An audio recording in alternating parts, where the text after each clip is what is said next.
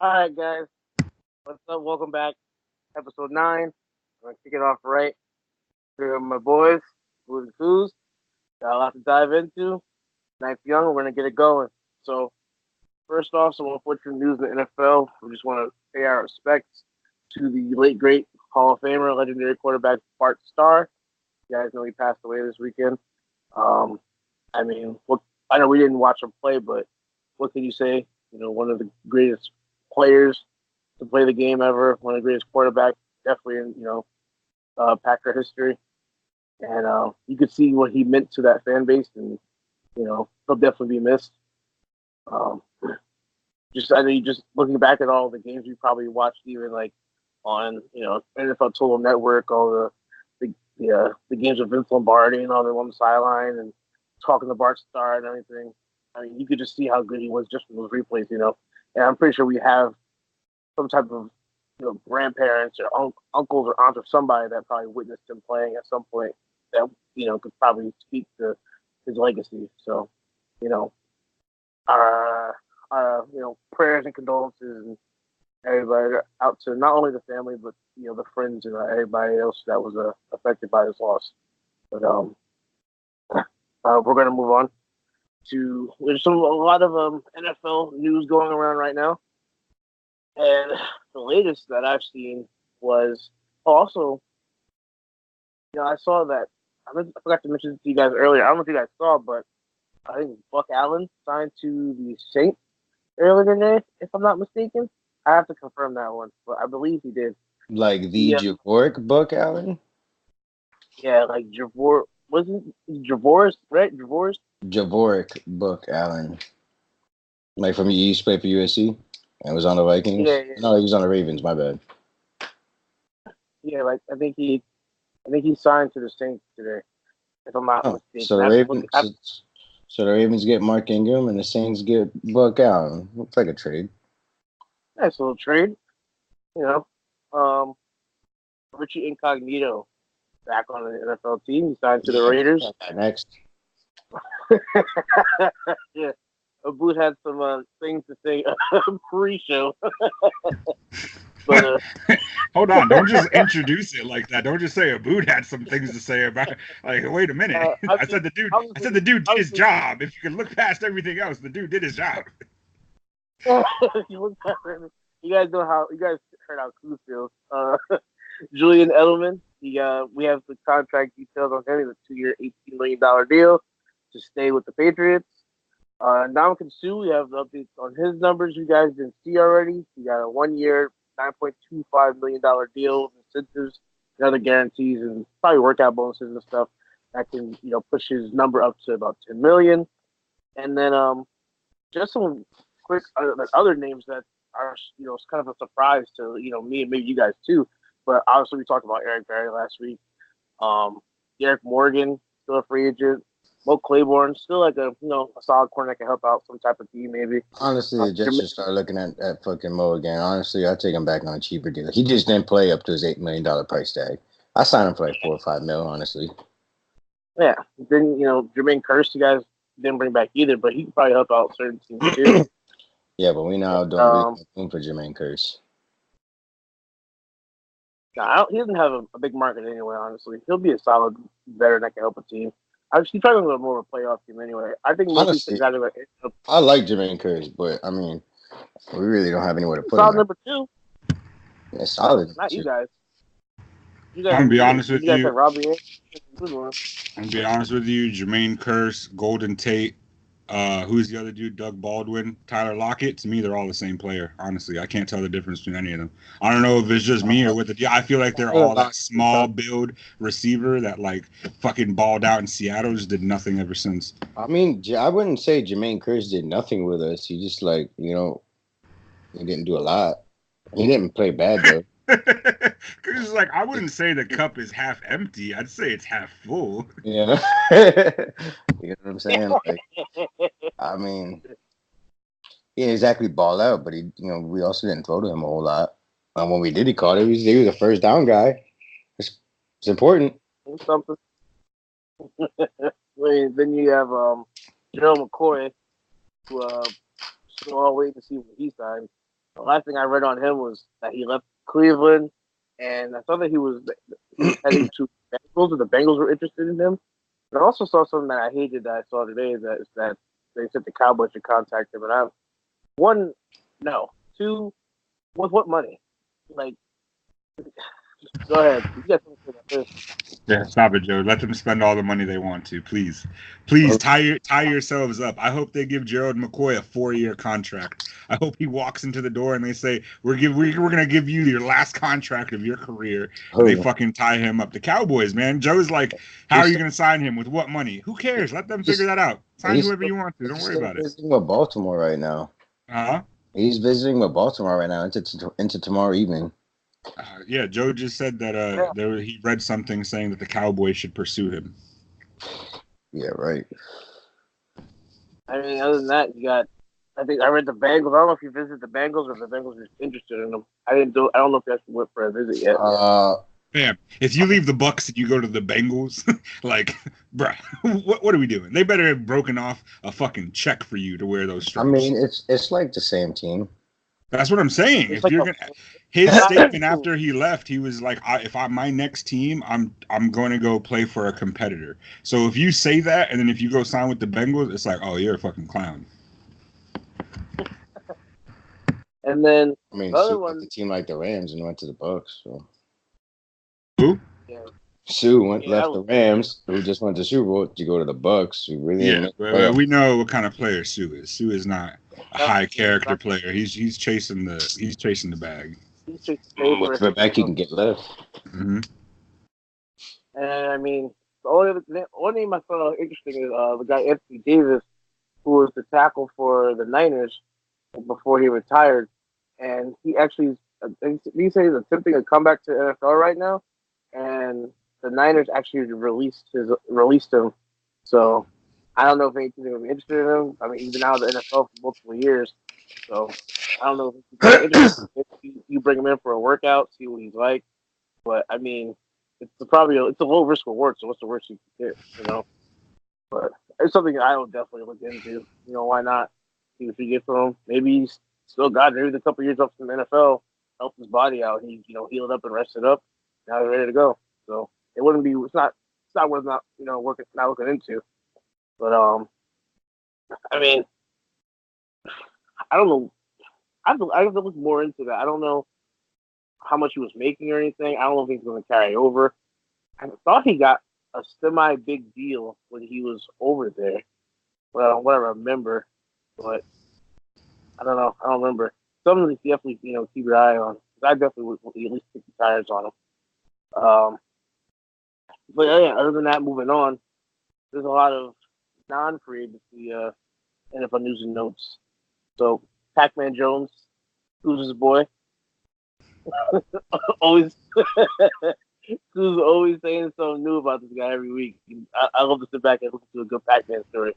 But I was just on Twitter and somebody was talking about Pac-Man's legacy, and the guy was like, he's like, Pac-Man's legacy will be summed up in this one interview. Like, and the guy was asking Pac-Man about, I think, a receiver he was guarding. Terrell Pryor.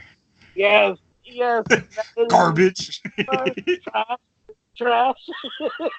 He went and grabbed the garbage can, and he was like, "Hey, you see Terrell in here?"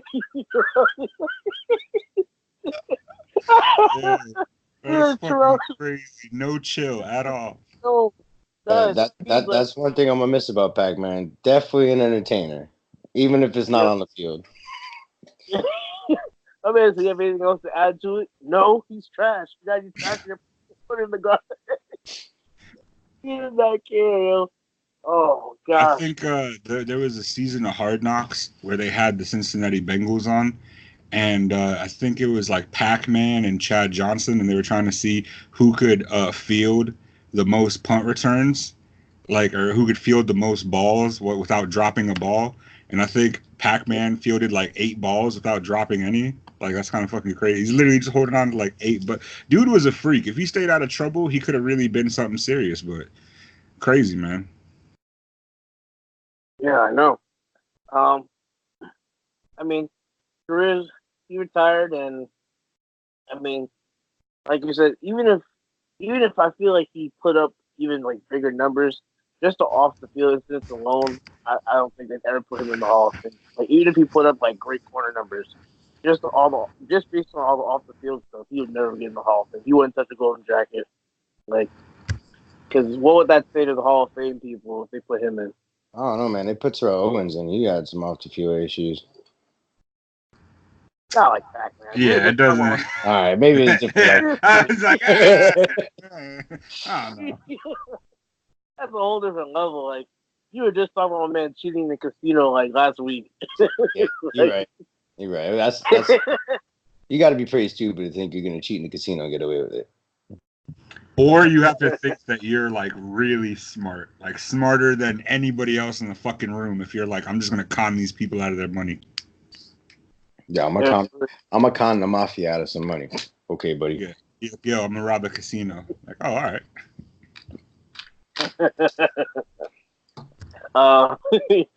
JJ Watt got engaged. And she got engaged to a soccer player, U.S. soccer player. She plays in the women's league over here in the U.S. And she plays for the United States women's national team. So, congrats to him. Marvin Lewis, one of the coaches I feel is the most overrated coach in NFL history, is he I wouldn't signed. I wouldn't even say he was overrated because nobody thought he was a good coach. They just wouldn't fire him. I mean, I guess the Bengals organization did that. I mean, maybe you can consider the most beloved coach in Bengals history because they didn't want to get rid of him. I don't know if you could say overrated, maybe the most overvalued. Like, because Cincinnati went through a lot of tough years, especially recently, and they just insisted on bringing him back. Like, I don't know. Tough years. Tough years. Oh, man, it's every year's a tough year in Cincinnati. Hey, man. I mean, I feel tough year for the fans. Like, that's who I feel bad for. Is like, tough being a Bengals fan. Like, we're over here, the Giants 2-14, and I'm still laughing at the Bengals. Like, you guys still suck. Like, you're still the Bengals. Yeah, right? Like, come on, man. Like, this guy was I have to say, one of the worst coaches I've ever, even watched coach the game. Like, he's terrible. I mean, not going to Marvin Lewis rant. I can. But, I don't know, man. There's always Tom Cable. At least he was a solid offensive line coach. Like, he helped the team at some point. He's on the Seahawks now. He's doing all right. But Marvin Lewis didn't get any offers after the Bengals. If you were a team and there were only these two coaches left on the market, you could either get Marvin Lewis or you could get Hugh Jackson. Who are you getting? For what? That's tough. I think I'm gonna leave it vacant. He's like, yo, I think we're gonna just export the team to. Nah, I mean, I'm gonna leave it vacant. You know, maybe we'll try a couple coaches out, let them see how they do in that position. You know, from within. You know. No, I want an answer. If Marvin Lewis and Hugh Jackson, who are you guys hiring? Nah, it's gonna be open. Head coach. Yeah. I'm going to Lane Kiffin. I'm promoting. Huh? Promoting my offensive coordinator to head coach. Going offensive coordinator. Apparently, you guys don't know the rules. All right, next topic. All right. What are the rules then? You got to pick one, Kuz. Kuz is over here like Lane Kiffin. Kuz wrote in C. I gave him A and B. Kuz wrote in C. He was like Lane Kiffin. Yeah, I'm taking Lane Kiffin from FAU, fresh out. Hey, dude likes to party with sluts. My kind of coach. Yep. So Marvin Lewis. Oh, I mean, you want to talk about sluts? You went to ASU, but that's a whole other conversation. That's one of the number one party school in the nation. I mean, we could talk about that all day. I had to go out there actually visit one day, but yeah, he signed with Herm Edwards. He's a special advisor, from what I read, special advisor for their football team. I don't know what all that entails, but I guess he's just helping Herm. I hope he doesn't mess Herm up because Herm did a great job down there in one season for them. But I guess something to pay attention to.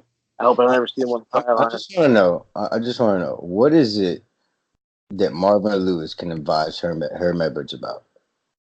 Let's be real for a minute. What can he actually buy as Herm Edwards for? I think this is just like a title. Maybe like they're boys and like Herm's like, you know what, I got you, man. You ain't gotta do nothing. Just like I'm gonna tell you what to do. I'll see you advise me, and we're just gonna pay you. It's just like kind of like an office assistant to the regional manager kind of thing. That kind It's kind of. I feel like he's kind of got like a Ty Lue type job, where like he's just like he's got a label and he doesn't gotta do shit and just let the other person do everything. Yeah. You think it's like a minority coach quota they gotta fill because they only have Herm? Maybe they Nah, have to I think so. black coach. I don't think I don't so. know. I think honestly, if there was like a realistic thing that maybe he could come in and like assist in, maybe it's like managing player morale or player egos. Because you got to think, in Marvin Lewis's time in Cincinnati, he's had some fuckheads on the Bengals. Like he's had some head cases, yo. He's had T.O. Ocho Cinco, Pac-Man, Vontez Burfict. Like he has had some motherfuckers that he has definitely had to like get a hold of and be like, yo, chill out. When did T.O. play for the Bengals? Oh, we're Forgot about that. Oh yeah, he played for like a year. Yeah, him and who was it? Theo and Chad for like a year. For like a year. Yeah. Shows you how much that was worth.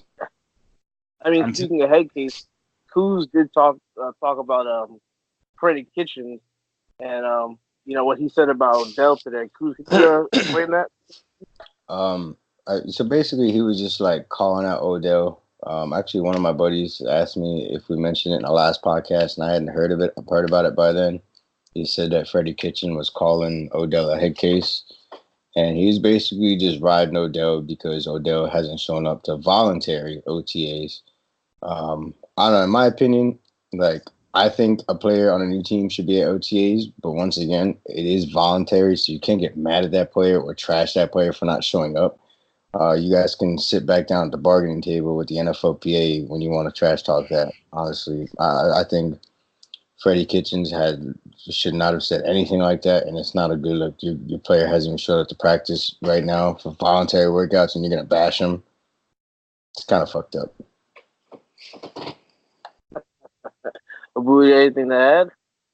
I mean, man, I'm just so fucking sick of talking about Odell. Like, honestly, I feel like I've talked about him now more since he's left my team than when he was actually on my team. Like, I get what Kuz is saying, and like, totally, voluntary workouts, you shouldn't be pissed if a player decides to not show up. But like me as a head coach, I definitely would want my new superstar wide receiver that I just traded my starting right guard or first round pick and my starting safety for. I would definitely want him to show up. And just reading the article, and this is the crazy part, is that despite all the little bickering and back and forth shit that's been going on, there's still reports, like, even Freddie Kitchens himself said, like, I don't think Odell has processed the fact that he's in Cleveland and he's a Brown. And he hasn't, like, really embraced that mentally or emotionally yet. And he should be out here with this team. And, like, dude, maybe he is a head case, but like I don't think that you should go out there and kind of like draw lines against your players, especially with the media, because they're going to do their job and try and tear you guys apart anyways.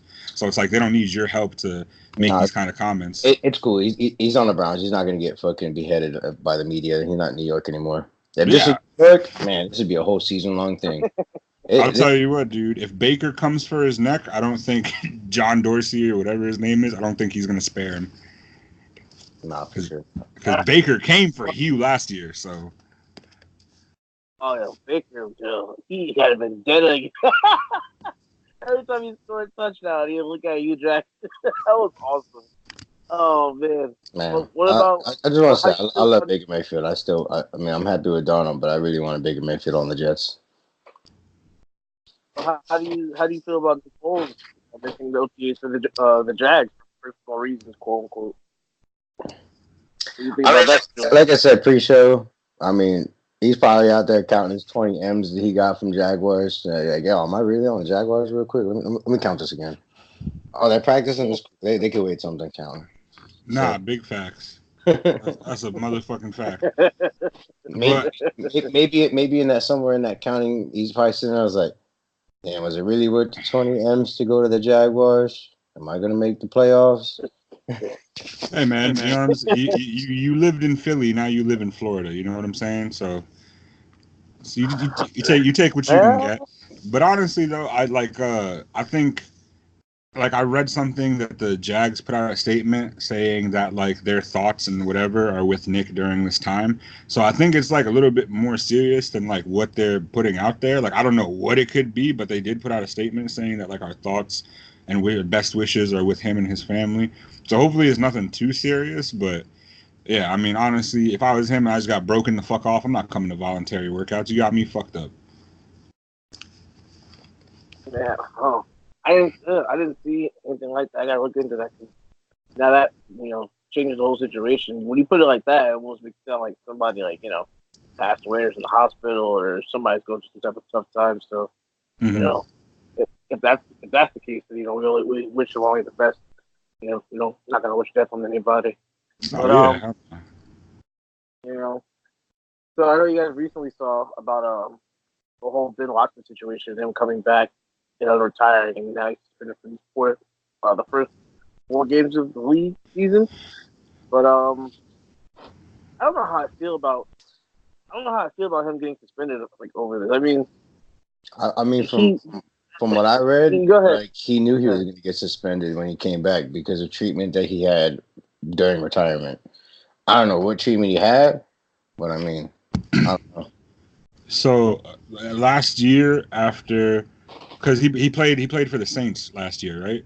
Yeah. Yeah, he played for the Saints last year. They obviously got eliminated from the playoffs. I think he declared his retirement, and then in March of last year, he went for a testosterone treatment to help speed up his healing process. Because at that point, he declared his retirement. He thought he wasn't coming back. He wasn't fielding offers. The spring came, and teams were sending him offers to try and get him to sign with the club, specifically the Patriots, because Gronk retired. So now he was going to probably be their number 1 tight end until ASJ gets healthier or whatever the case is. And then literally in May, he signed with the Patriots, and he told them, listen, like this happened when I thought that I was retiring, so there's a chance that there might be a suspension upon me signing with the team, and the Patriots still signed him knowing that there could be a 4-game suspension pending. So he said he did his due diligence. He let every team that tried to field him an offer, let them know, hey, this could happen. It wasn't intentional. I thought that I was retiring. I did something to help heal my body quicker. I mean, dude's 38 years old. By the time the season starts, I think he's going to be almost 39. I really don't blame him for seeking treatment, but, like, I get it. Rules are rules. You're still going to have to suspend him or whatever the case is. Yeah, I mean, I'm looking at it now, and, it's kind of leading to the next point, but, rumors are coming out about the Patriots trying to trade for Kyle Rudolph. And Kuz, I think I said this to you. Like I think it was last episode or the episode before. I spoke it into existence, and now it might come to fruition. But yeah, if the Patriots trade for Kyle Rudolph now, it's like, do you really keep Ben Watson, or you just tell him, like, listen, you can just go retire, or go somewhere else? Because at this point, if you get Kyle Rudolph, now you have Kyle Rudolph, you have Austin Seferian-Jenkins, and you have Ben Watson, who still is going to be sitting down there for 4 games. I mean, he's going to rest his body up and everything, but you got to figure.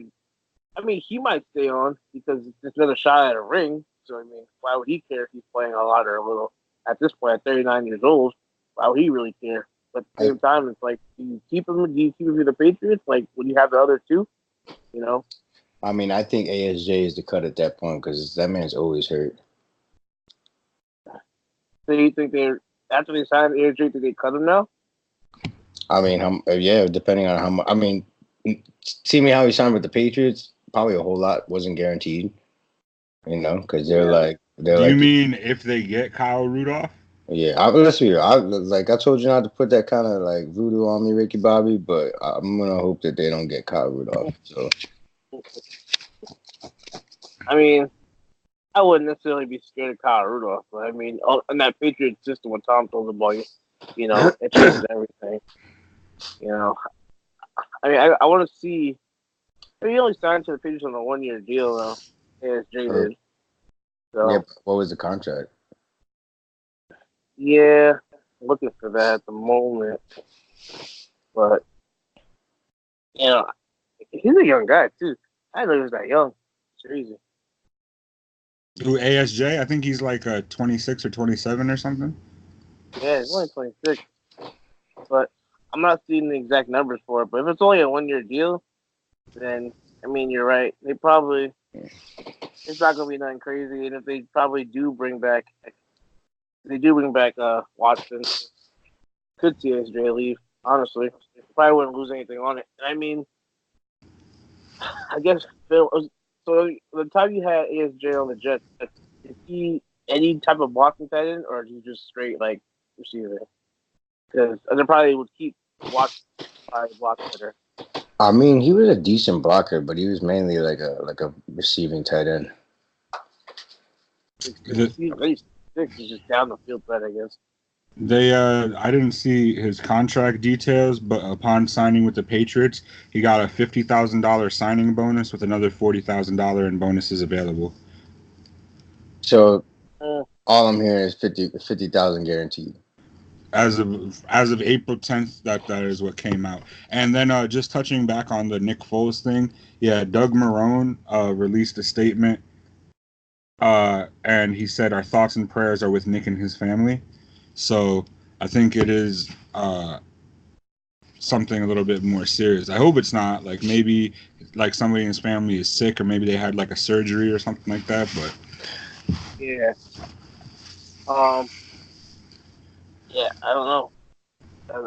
Yeah, so I'm looking. Just so y'all know, I'm looking at Sports Track right now, and it says total guarantees on ASJ's contract is 50,000. Wow. So they can cut him for peanuts, honestly, at this point. So they wouldn't even have dead cap if they cut him.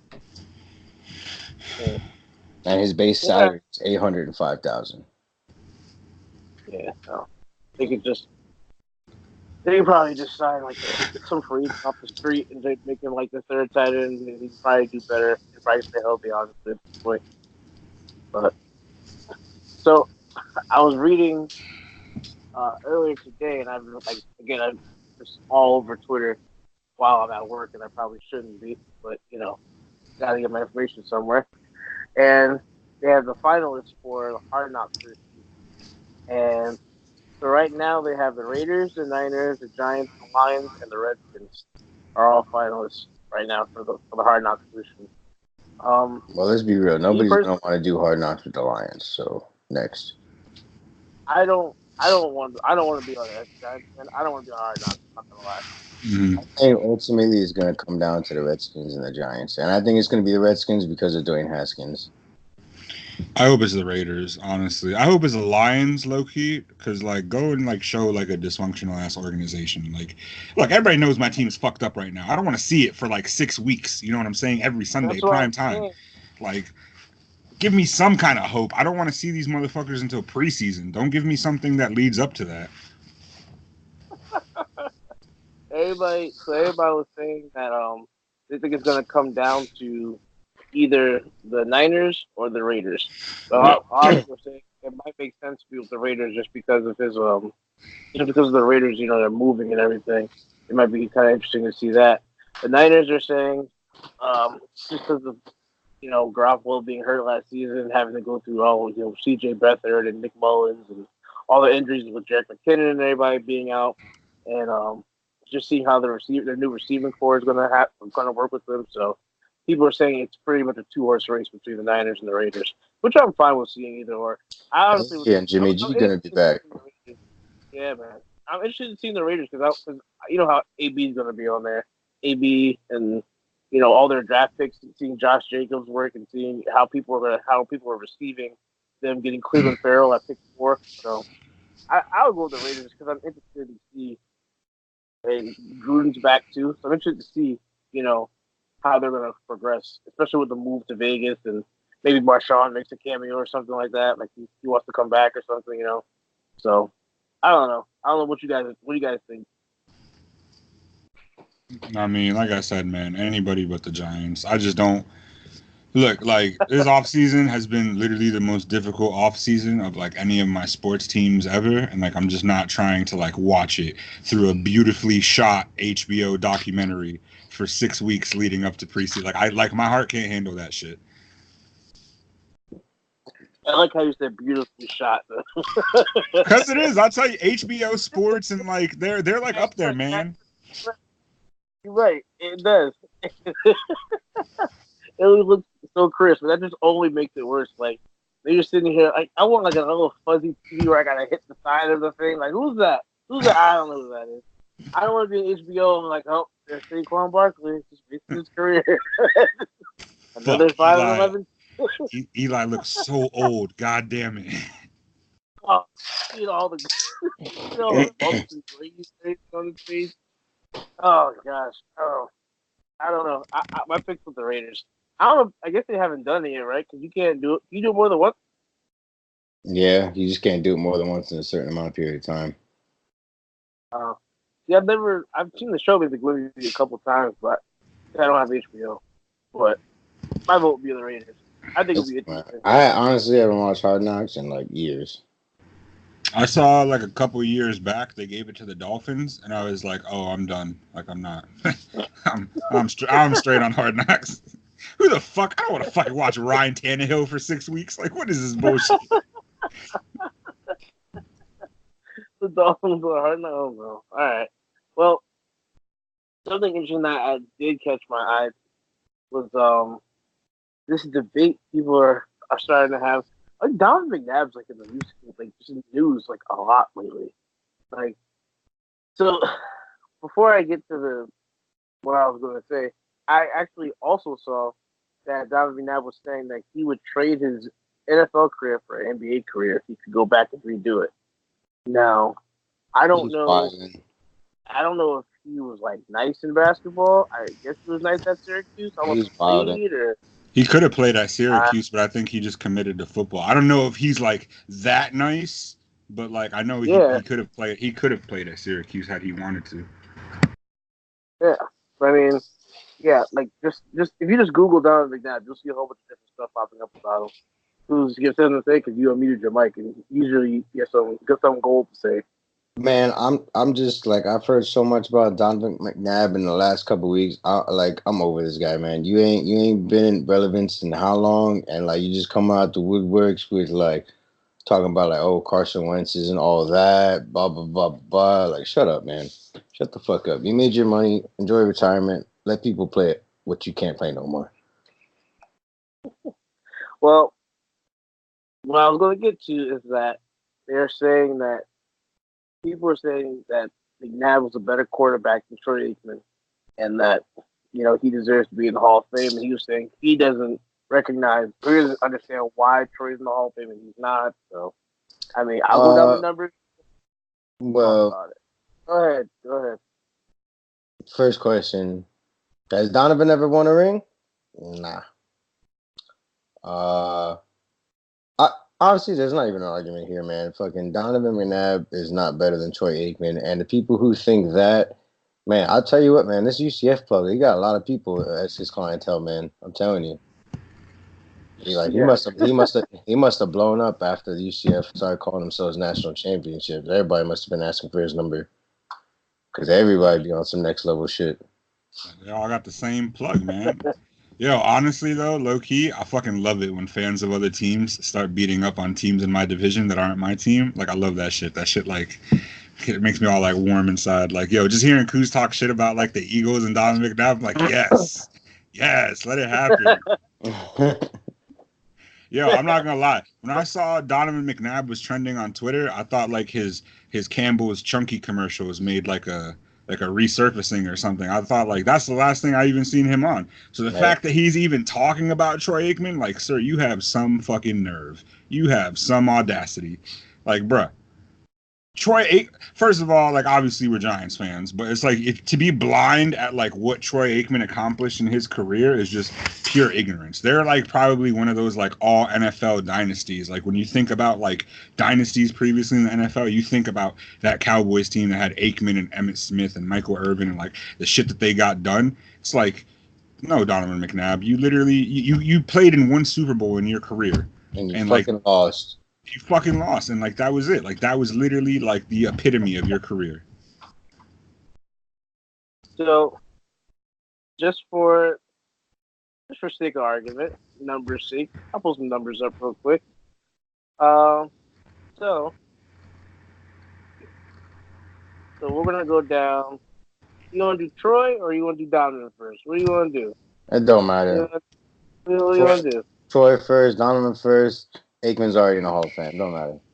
Yeah, we know We'll how go the Troy. story ends. We'll go Troy first. So Troy is a three-time. He played for the Cowboys for 11 years, 89 to 2000. Three-time Super Bowl champion, one-time Super Bowl MVP, six-time Pro Bowler, Walter Payton NFL Man of the Year, Cowboys Ring of Honor, and then he has a college award, national champion in 1985, Davey O'Brien Award winner, consensus All-American, and his number 8 jersey from UCLA Bruins is retired. He has 61.5% completion percentage. He's thrown 165 touchdowns to 141 interceptions. His 32,942 yards passing and a passer rating of 81.6. How many touchdowns did you say he had? 165. From 89 to 2000? That's kind of... Am I tripping? Is that not a lot? That's not a lot, right? That's like 15 a year, average. I'm just reading numbers. All right, my bad. Anyways, continue. It'd be really cool if I could hear you. I would love if I could hear you. They did have Emmitt Smith too, so you got to remember that. Yeah, facts. But I'm just saying though, in an 11-year career, you average 15. Like, how many does Tom Brady have in his career? A lot. Yeah. I feel like Eli has more. Yeah, this guy's like, a lot. You can hear the pain in the voice. He's like, yo, a lot. He didn't want to say it. I mean, let me put it this way. Tom Brady had a third of Troy Aikman's touchdowns in like one season. Facts. So, yeah. Next, Donovan. So Donovan is a 6-time Pro Bowler, a one-time NFC champion. His number 5 jersey is retired by the Eagles. He's in the Eagles Hall of Fame. He's on the Eagles' 75th anniversary team. And then he's 3-time Big East Offensive Player of the Year, Big East Rookie of the Year, Big East Offensive Player of the Decade. His Syracuse football number 5 jersey is retired, and he's on the Syracuse football All-Century team. Now, his career stats, he has 234 touchdowns, so 117 picks, 37,276 yards passing with an 85.6 passer rating, a 59% completion percentage. He also has 3,459 rushing yards and 29 more touchdowns on the ground. So, if you were looking at both of these, and take out Super Bowls, who would do better, numbers wise? How many years did McNabb play? McNabb played. Hold on. I just had it. Now the internet's lying to me. Internet never lies, though. Internet never lies. 13 years. So he played 2 more years. 2 more years. He played from the Eagles from 99 to 2009, the Redskins in 2010, and the Vikings in 2011. 2 more years. I forgot he played with the Vikings. He played with the Vikings? Yeah. When the fuck was this? After he played with the Redskins. Damn, I didn't even know that. That's crazy. He must have been a backup that year. Yeah, I mean, I don't know, man. Those stats sound great, but then, like, did you see Donovan the last couple years of his career? Like, he was, like, ready for retirement. Oh, yeah, of course. That boy was ready for retirement when he left the Eagles. That's a fact. You know what I'm saying? Campbell's chunky money, bro. It got him just that. It got him chunky, you feel me? Mm-hmm. Yeah.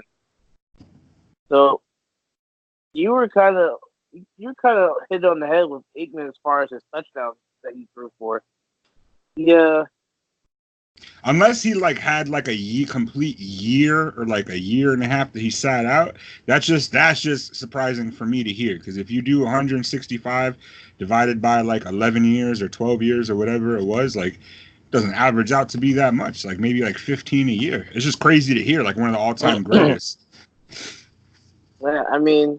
Well, I mean, when you got a running back Emmitt Smith, you don't really got to run the ball a lot.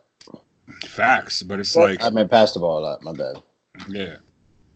His best season was 92 when they won the Super Bowl, where he threw for 3,445 yards. He had 23 touchdowns and 6 picks. And 23 touchdowns was his highest number of touchdowns he threw in a season.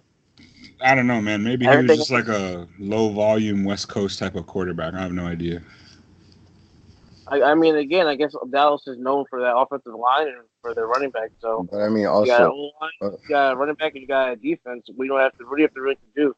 he could have been passing the ball all the way down when they got inside the 10, 15-yard line and then just running the ball in. I mean, that's a fact. It's just crazy to hear off rip. Like, I just did the math off the top of my head. I would expect him to be, like, fucking killing it. Like, 25, 30 a year, some crazy shit.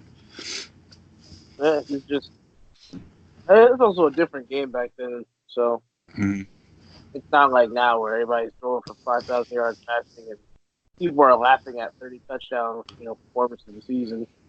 So it's definitely an interesting debate. I mean, just going off of numbers, yeah, I'd honestly give the nod to McNabb. But I mean, I think you can't forget, like, those Eagles had some good teams too, especially in the Super Bowl. Like, they're a really good team. So, I mean, you can't. I'm not gonna say the Eagles were any slouches either. They always had a really solid defense. They had So on the Eagles, he was Hawkins and all that. Ridiculous. Troy Aikman initially, essentially averaged a touchdown per game he started. Yeah. Because he played 165 games. Yeah, I mean, if you break that down, I don't know. Obviously, the dude did his fucking job. You know what I'm saying? It's just crazy for me to hear. Like, you wouldn't expect it to be like, oh, Peyton Manning played however many years, didn't even break 200 career total touchdowns. It's like, that doesn't even make sense to you. But like Joe said, different time. I think, wasn't Troy Aikman still playing? Like, when he first started his career, wasn't he still playing before they had, like, that, like, 5-yard rule that you can make contact with the receiver up until 5 yards, then you gotta let him go? I think, like, before that rule, you were allowed to, like, wrestle with the receiver up until the ball was in the air. Also, like you said, like, that time of football, it was more of like a run-heavy, like, type of offense throughout the whole NFL. Mm-hmm. So, and Donovan McNabb got in the league, it was already in that transition to, like, everybody's passing for a touchdown. Everybody wants to pass the ball and fuck the run, run every once in a while, but pass the ball mainly. Yeah, Yes. that's what I was saying before. But it was a different game back then, Go ahead, I cut you off, my bad. So speaking of, you brought up Brian Dawkins. You see, today was like the 15-year anniversary of that hit he put on Algie Crumpler.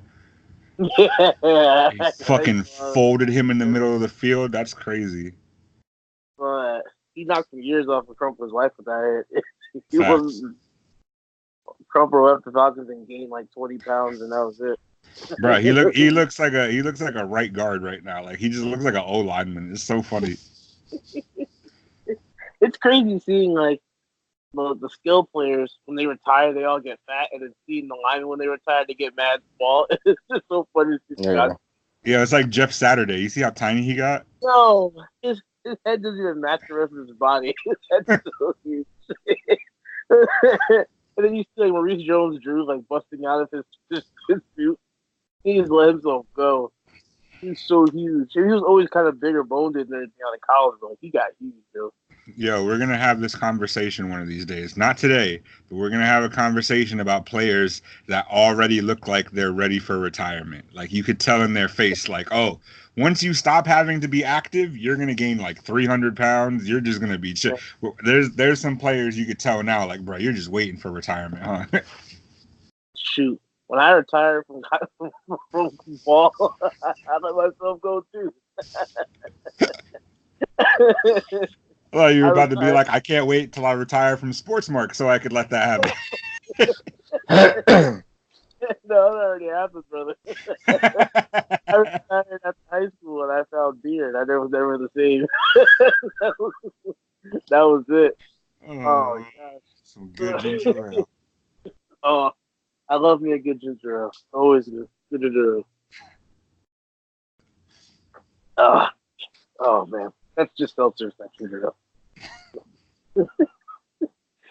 So, the NFL, I know, Kuz, you threw this out there earlier. Why don't you put it up. We were talking about it before in the chat, but the NFL said they're waiting to change the overtime rules again. I don't know which one of you put this Yeah, up in the. Was it you? I think it was me. Yeah. Yeah. I didn't get to read as much on it as I wanted to, but I know they were talking about different rules. I mean, if you know more about it on me, you go ahead. I read a little Uh, bit about just a story that I read. They said that I guess it's proposed that the NFL at least change the overtime rules for the playoffs to where it guarantees, like if it's in overtime, it guarantees both teams get the ball no matter what. I don't it. know like what further rules it would extend from outside of that. But they ultimately decided to wait another year to figure that out instead of handling it right now. Which I mean, I've said it for a long time, Joe. I think the NFL needs to adopt the college football playoff rules, or overtime rules, I should say.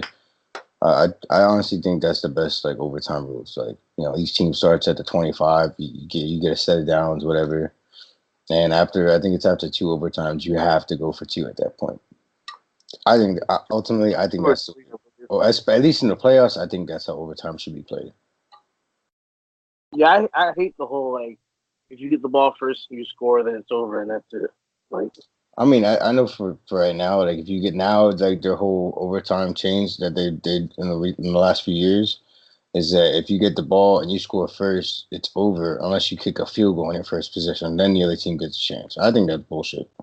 yeah, I don't know. I mean, it.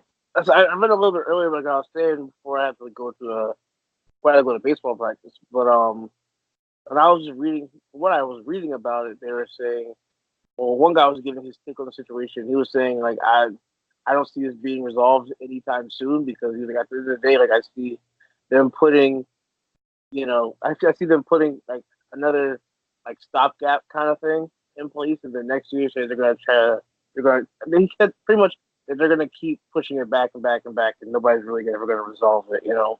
So I don't know what's gonna happen with the whole overtime rule. The college football rule, that's a good, interesting idea. It'd be an interesting take on it.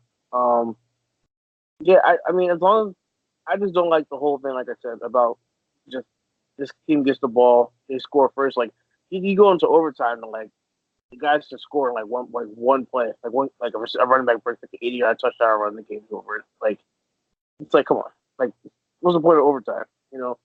So at least I think both teams should at least get a chance to touch the ball before they just end it.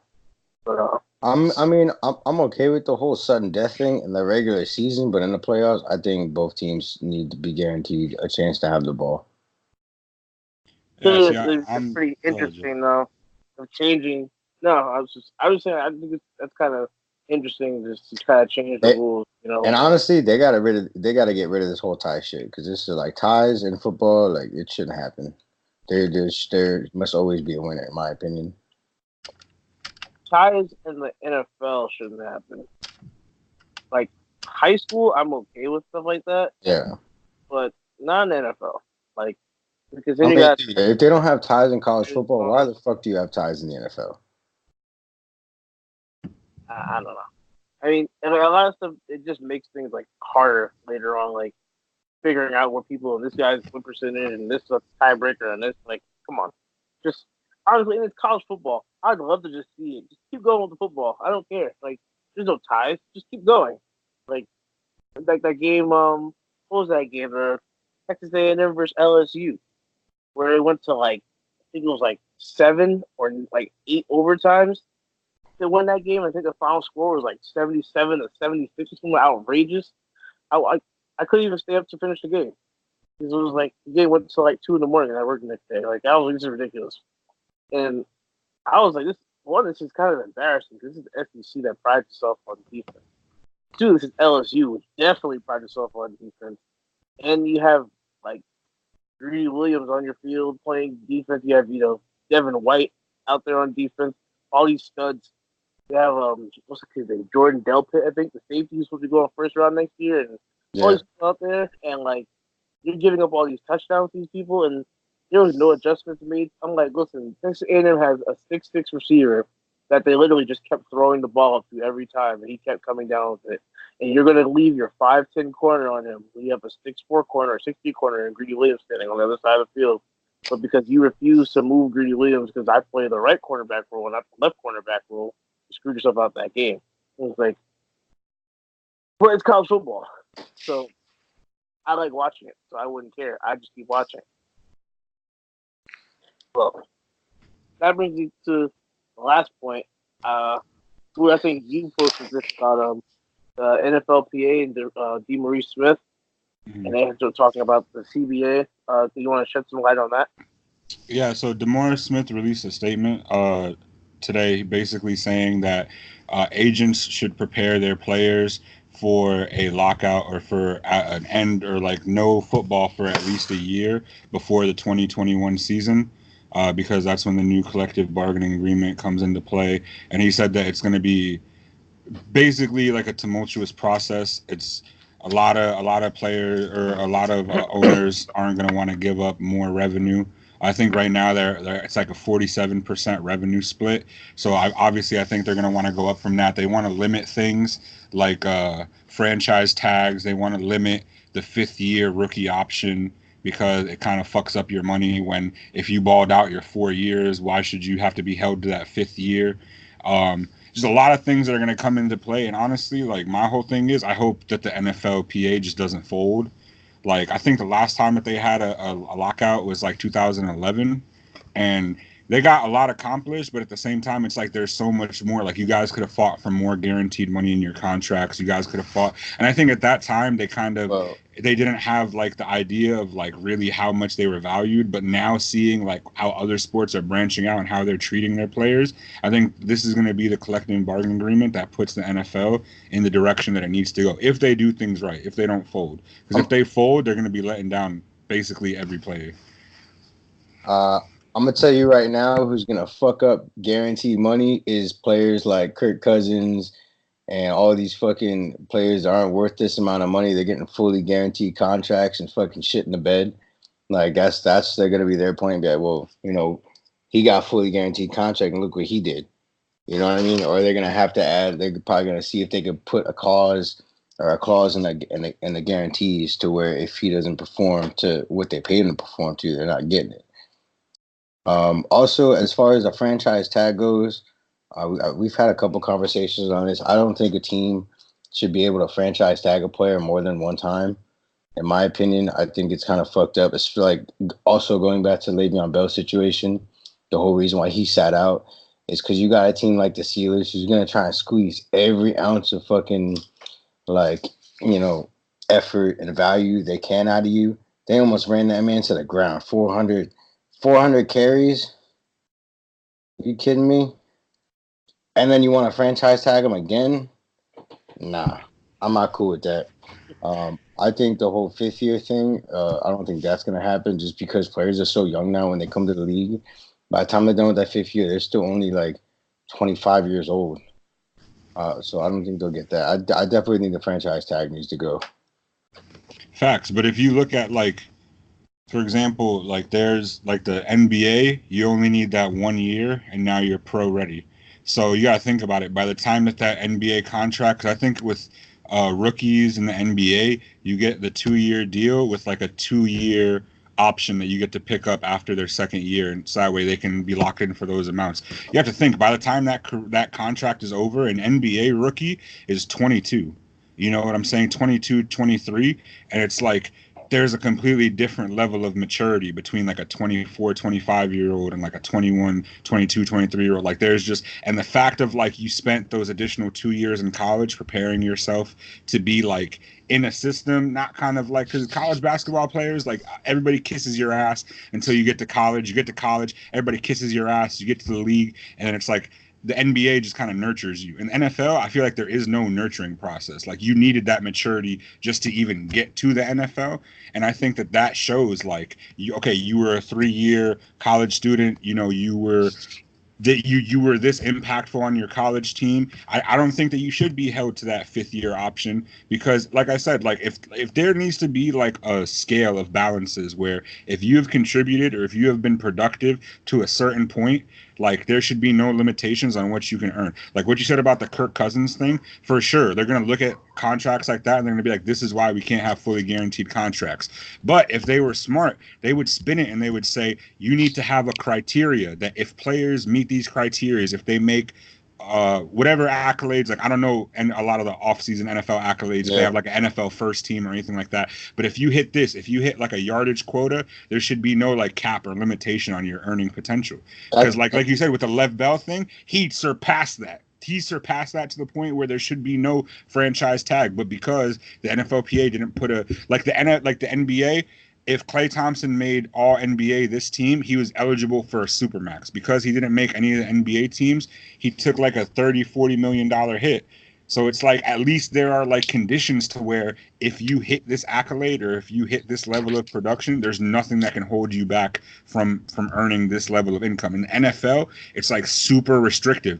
It's like, yeah, we're going to sign you to this much, but you have the potential to earn up to this much. But it's like, how often do they ever really get that amount? They usually get their guaranteed money. Now let's start restructuring so we can start getting some new guys in the later years of your contract. But I mean, when you restructure, that potential money becomes guaranteed, and it becomes a cap it even when you're off the team for that team. Mm-hmm. So they slap them for cap. Mm-hmm. So, I don't know. Like I said, that's what I was saying about, they're gonna bring up that Kirk Cousins thing, and they're gonna start to add clauses where like, okay, well, you could be this much is fully guaranteed, and this much is guaranteed if you play like we're paying you to play, because there's no reason a quarterback like Kirk Cousins should be getting $28 million a year. He is absolute ass against teams over 500. Like, god awful. I don't give a fuck who says what. He is hot garbage versus teams over 500. I've watched it live. Trust me, when they were talking about the Jets looking at him, I watched every game I could on Kirk Cousins. I'm like, man, I hope we don't sign this man. I'll be so mad. Thank God for the Vikings, though. Shout out to Minnesota for helping us land Darnold and signing Kirk Cousins. So we offer more. They should have had like a if we regress clause in his contract where they get to take some of that money back. Fam, your team went from an NFC championship to not even making the playoffs. Like, what the fuck? Like, you should not be getting all that money. There should be like a $10 million regress clause where it's like, oh, we didn't even come near being where we were last year, so we're gonna take $10 million off your contract. For real. And he got literally like, at the time, he probably got like triple or quadruple of what Case Keenum was making. And Case Keenum took him to the NFC Championship. I don't know. You guys put your applications in? Yeah, I might. Honestly, at this point. He gets it. Hey, you guys have anything else? Any other hot take? Yeah, I actually got something to say that you kind of missed out. You forgot to bring up. The NFL is making pass interference challengeable inside the 2-minute warnings of the second and the fourth quarter. All right. That's big. That's big. I'm okay with that, because honestly, like, coaches don't need to be challenged in that all the time. And when it's most important and needs to be challenged is inside the 2 minutes of the fourth and the second quarter. That's when it matters the most. Really, mainly in the fourth quarter, because that's when teams get fucked the most. And that shit is left up to the officials. Yeah, an example, the Saints last year. Had that been challenged, Saints go to the Super Bowl. But see, that's the thing the thing I was gonna touch on, like when you guys were talking about the rule, like the overtime rule changes and everything, is that like my whole thing is I think the NFL is they react like way too much and way too quickly. Like Joe said, like they try and give like a quick solution to this without it ever really being very well thought out, or like this is a definitive solution to this problem. It's like this will work next year. Until next year something happens within these rules and now we have to look at it again next year. Like I would honestly rather don't make any changes for 2 years, get all of them right, speak to players, officials, whatever the case is, and get definitive answers to these problems.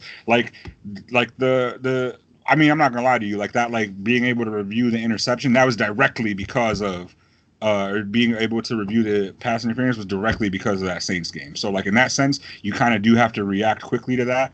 But just like everything else, like, bruh, take your time. Like it's okay. The league isn't going anywhere. Like come back with definitive answers, because guess what? These short-term answers that you're giving us next year, when there's a problem within the solution that you gave us, you guys are gonna have to do this all again next year. But well, I mean, what I'm saying is like, I think it's awesome that they made it only challengeable by the booth and not, by other teams. Because like I said, in the fourth quarter and the second quarter, that's when it matters the most. And teams shouldn't be able to challenge that, so they get it down to a T. But it's a big improvement that they're gonna let the booth review inside the 2-minute warning. Just to add on my 2 cents to what Boo was saying. No, we don't want it. All right, never mind. Fine. Not good. What's it called? The main thing that I read about Goodell, and the thing that I really heard about him and that stuck with me since he's been there, is that the fact that Goodell is not progressive; he's reactive.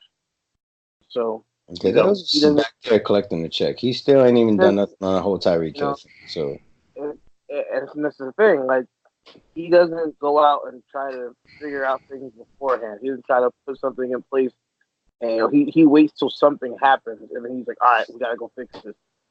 He has to react to something. Something has to happen for him to be proactive. He's not proactive. He's reactive. That's it. He's not progressive.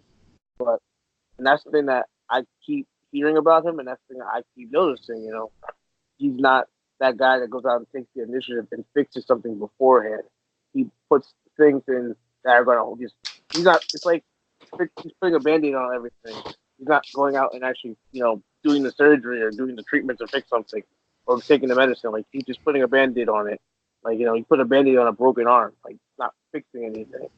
Like, that's what he does. He doesn't change things. He waits till something happens and then goes back and tries to, fix it. But it's like, that's not what you're, that's obviously what he is getting paid for, because he's not doing anything until it's too late. But it's like, you need to go out and do things now before something happens. So that's honestly, on that.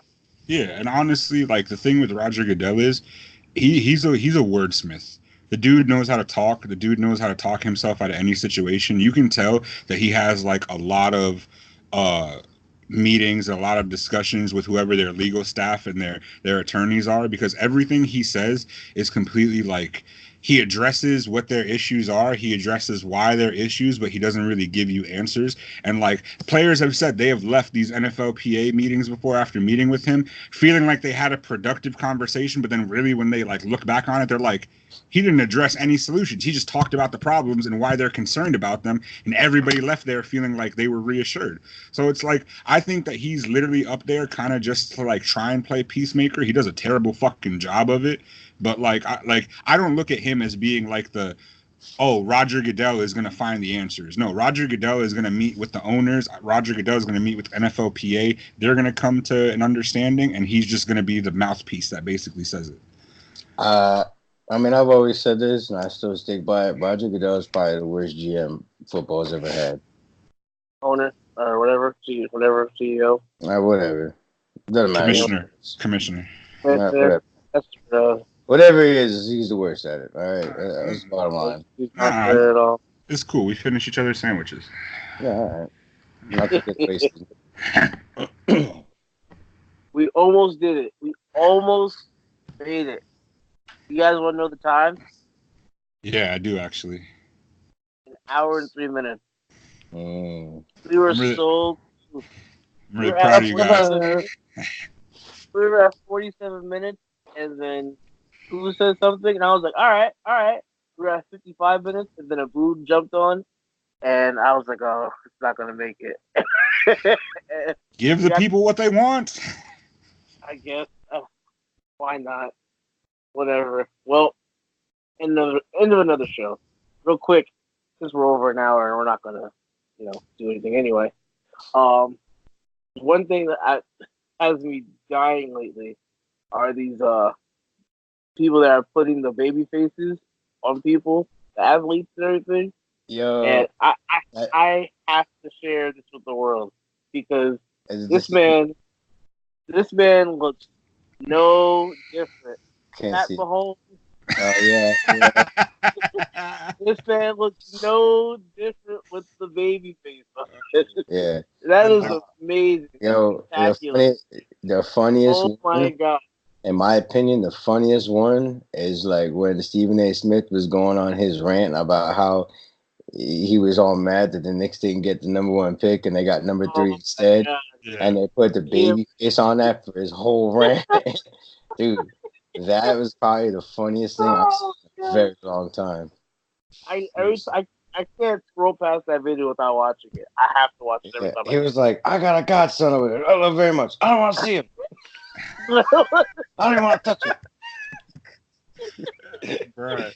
You know what's crazy is that literally you showed that picture of Pat Mahomes, and he looks like the type of dude that eats grilled cheese with ketchup. Honestly, Oh, it's disgusting. I know, right? I thought the same thing when I heard it. I was like, "Nah, that can't be true." I just saw that picture. That kid definitely eats grilled cheese with ketchup. Ugh, fucking demon child. Yo, oh gosh, man. All right, we're done, man. Oh, goodness. Say good night. We're out of here. Nosebleeds episode 9's in the books, boys. This is a good one. Not our best. 1 week closer to the start of We regular do better. season. All right, man. It's been fun, everybody. Not that long, so you can spare an hour and 6 minutes. Definitely can spare an hour and 6 minutes. You watched our other ones that were like an hour and 50. So. Oh yeah, facts. And since Joe doesn't say it, I'm gonna say it. Please click the like button, share, subscribe, all that good shit. Thank you. Good night, America. All right, Hey, continue. man. Joe. Well, That's I'm not your guy's shit on Joe like that. He says that in his post. not gonna tell you that. I'm not gonna tell you to do your job. I'm not gonna tell you. Man, we, we, All we've, right, been, just we've been shortening our videos for the fans. like, You know what I'm saying? We know it's a bitch to watch 2 hour long podcasts. You know, oh, of course. Facts. And Oh. now we're gonna be able to edit videos soon, so it's gonna be probably even less, maybe under an hour. Nobody knows. well, nobody Oh. knows, but we're aiming for shorter times, so you're more enticed to watch the whole thing all the way through. Definitely. You know, Less time, more content. hey man, don't ever forget, for the fans, by the fans. We're here for you. This guy, Another man. week, boys. It's been fun. Good night, people.